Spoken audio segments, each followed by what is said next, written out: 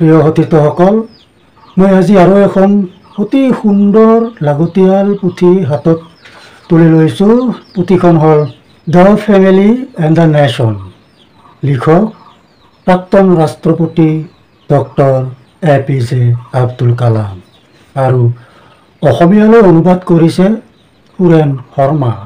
অসমীয়াৰ নামটো হ'ল পৰিয়াল আৰু ৰাষ্ট্ৰ। এয়া পৰিয়াল আৰু ৰাষ্ট্ৰ নামটো শুনোতেই কওঁতেই কিবা এটা অনুভূতিয়ে হৃদয়খন জোকাৰি যায়। বহুত এটা ভাল লগা নাম পুথিখনৰ। এই পুথিখন মুঠ 178 পৃষ্ঠা দীঘলীয়া এখন প্ৰবন্ধ সংকলন। ইয়াত মূল লেখকে পৰিয়াল আৰু ৰাষ্ট্ৰৰ বিষয়ে বহু কথা উল্লেখ কৰিছে।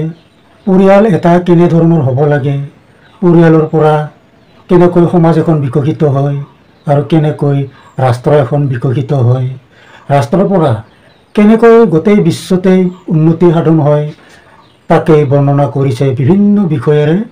প্ৰথমতে তেখেতে কৈছে যে এজন ন্যায়বন্ত ব্যক্তিৰ পৰাই এখন ঘৰ ন্যায়বান বা সমৃদ্ধিশালী হয়।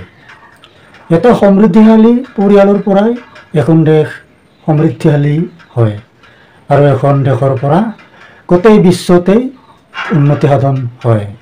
এই কথাকেই তেখেতে বিভিন্ন বিষয় লৈ আমাক বুজাই থৈ গৈছে। আমি মানুহবোৰ কেনে হোৱা উচিত, ৰাষ্ট্ৰখনৰ কাজ কৰ্ম কেনেধৰণৰ হোৱা উচিত, আমাৰ মানুহৰ কৰ্মপন্থা, সমাজ ব্যৱস্থা, ৰাজনৈতিক ব্যৱস্থা আদি কেনেধৰণৰ হোৱা উচিত, সেইটো এই গ্ৰন্থখনত ধুনীয়াকৈ উল্লেখ কৰা আছে। এজন চৰিত্ৰৱান ব্যক্তিৰ পৰাই যে এখন সুস্থ সমাজৰ সৃষ্টি হয়, সুস্থ বাতাবৰণ সৃষ্টি হৈ দেশ এখনৰ শান্তি শৃংখলা অটুট ৰাখে আৰু এই দেশৰ শান্তি শৃংখলাই গোটেই বিশ্বতে শান্তি শৃংখলা বজাই ৰাখে। এই কিতাপখন পঢ়ি মোৰ খুবেই ভাল লাগিল।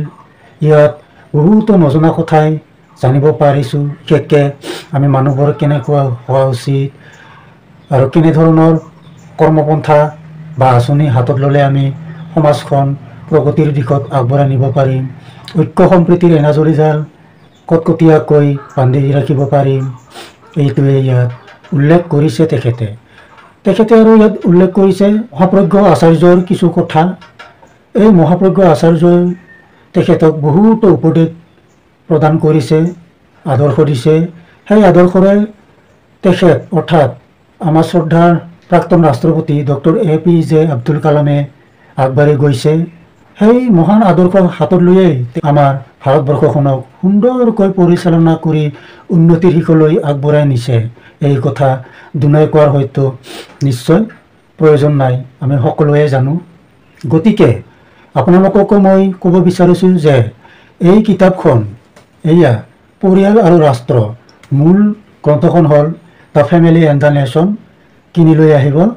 এই কিতাপখন পঢ়িলে আপোনালোকৰ যথেষ্টখিনি মনৰ পৰিৱৰ্তনৰ লগতে শাৰীৰিক পৰিৱৰ্তন হ'বই। এই কিতাপখন পঢ়িলে আচলতে আমাৰ বহুতো পৰিৱৰ্তন আনিব আৰু লগতে আমি যদি বিচাৰোঁ এজন সুদক্ষ সমাজ নেতা বা দেশীয় নেতা হিচাপে গঢ় লৈ উঠিব পাৰিম। ইয়াত উল্লেখ কৰা মহান আদৰ্শৰ কথাবোৰ আমি আখৰে আখৰে পালন কৰি গৈ আমি এখন বেছি নোৱাৰিলেও নিজৰ পৰিয়ালটো আৰু নিজে বসবাস কৰা সমাজখন সুন্দৰ সুঠাম শৃংখলাবদ্ধভাৱে আগবঢ়াই নিবলৈ সক্ষম হ'ম। গতিকে পুনৰবাৰ কওঁ, এই কিতাপখন সকলোৱে অধ্যয়ন কৰা উচিত। আকৌ পুনৰ নতুন গ্ৰন্থৰ পৰিচয়ৰ মানসেৰে আজিলৈ ইমানেই। ধন্যবাদ।